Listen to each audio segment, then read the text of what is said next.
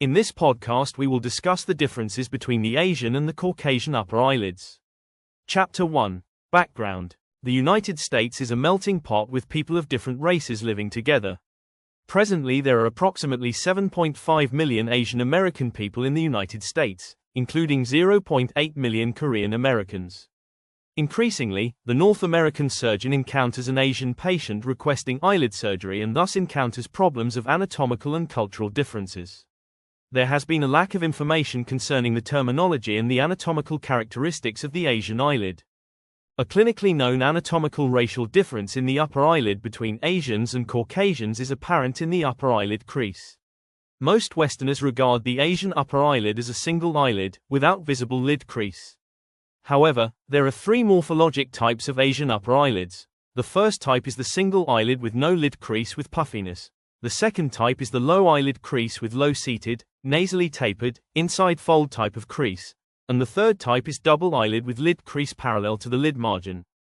Chapter 2. Cadaveric gross dissection of the upper eyelid. Dissection of the Caucasian cadaver upper eyelid revealed a well-demarcated upper eyelid crease area at the preceptal and pretarsal orbicularis muscle junction at the superior tarsal border. Asian cadavers with a single eyelid crease showed diffuse fat deposits on the anterior and posterior surfaces of the preceptal and pretarsal orbicularis muscle with no identifiable trace of a lid crease as seen in the Caucasian cadaver eyelid. With dissection of the orbicularis muscle posterior surface from the eyelid margin to the orbital rim, firm connections were observed between the levator aponeurosis and the orbicularis muscle at the lid crease area in Caucasians.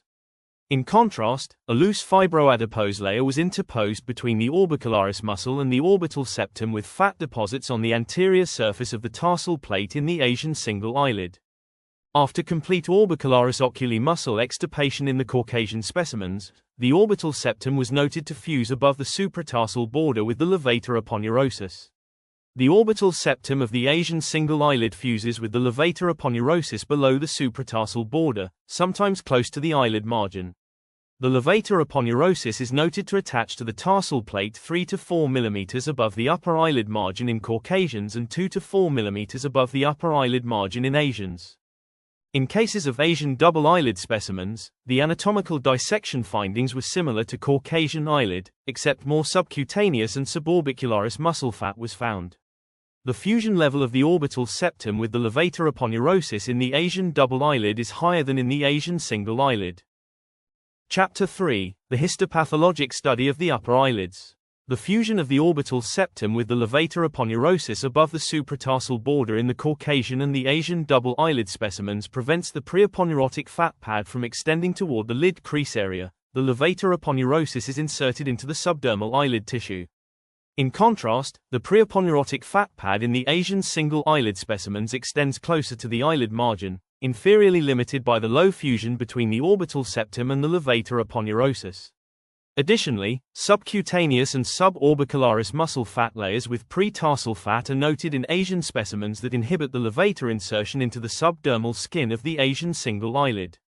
Chapter 4. The MRI imaging study. Comparing the Asian single, low, and double upper eyelid anatomical structural differences. The Asian single eyelid showed a remarkable amount of subcutaneous fat. The fusion of the orbital septum to the levator aponeurosis below the superior tarsal border with interposed preaponeurotic fat was noted during eyelid closure. When open, the orbital septum folded and the preaponeurotic fat pad retracted posteriorly. The Asian low eyelid showed a lesser amount of subcutaneous fat than the single eyelid, with a similar low orbital septum fusion with the levator aponeurosis below the superior tarsal border. The Asian double eyelid demonstrated a moderate subcutaneous fat layer, orbital septum fusion to the levator aponeurosis above the superior tarsal border, and absent downward prolapse of the preaponeurotic fat pad. Chapter 5. The key differences between Asian and Caucasian upper eyelids. Several previous studies have identified differences of anatomical characteristics between Caucasian and Asian people. In single eyelids, the levator aponeurosis fuses with the orbital septum below the level of the superior tarsal border. Preaponeurotic fat anterior to the tarsus prevents the insertion of the levator aponeurosis from extending into the subcutaneous tissue and thus prevents the normal eyelid crease formation. The location of the orbital septum fusion site with levator aponeurosis appears to be a main factor in eyelid crease formation. In double eyelid individuals, the orbital septum fuses with levator aponeurosis above the superior tarsal border. But in the single and low eyelid types, this fusion occurs below the superior tarsal border. There are 4 areas of fat pads in Asian eyelids: the subcutaneous, the pretarsal, submuscular or preseptal, and the preaponeurotic fat pads. The Asian upper eyelid individuals appears to have more prominent subcutaneous, suborbicularis, and pretarsal fat tissue. The presence of more prominent subcutaneous and preseptal fat tissue in Asians acts as spaces that prevent the levator aponeurosis from extending into the subdermal tissue, hence preventing the formation of a double eyelid. The misconception that Japanese, Chinese, and Korean people have the same eyelid anatomy is false. The configuration of the crease in the upper eyelids of Asians varies greatly. The crease may be absent or exhibit variable shape. Studies have shown that in young Korean women the prevalence of upper eyelid crease varies. Around half has apparent outer upper eyelid fold, a third has inner or incomplete upper eyelid fold, and 20% has no upper eyelid crease. Whilst in the Chinese population it has been estimated 70% has outer upper eyelid fold, 10% has inner and unilateral upper eyelid crease, and 25% has no upper eyelid crease. Lastly, approximately 40% of Japanese have a double eyelid crease. The single eyelid anatomy and the inner upper eyelid crease anatomy have been characterized by a lower primary insertion of the levator aponeurosis just above the upper eyelid margin, thicker fat and hypertrophic orbicularis oculi muscle and upper eyelid skin, and a lower primary insertion of the levator aponeurosis through a relatively thin orbicularis oculi and skin at the level of the middle or lower upper tarsal plate.